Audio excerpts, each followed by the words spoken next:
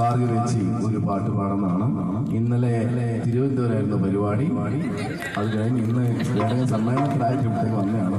അപ്പൊ നല്ലൊരു കൈയോടുകൂടി നമ്മൾ പ്രിയങ്കരിയായ ഭാർഗവേച്ചിയെ ഈ പാട്ട് പാടുന്നതിന് പാട്ടെന്ന് അറിയോ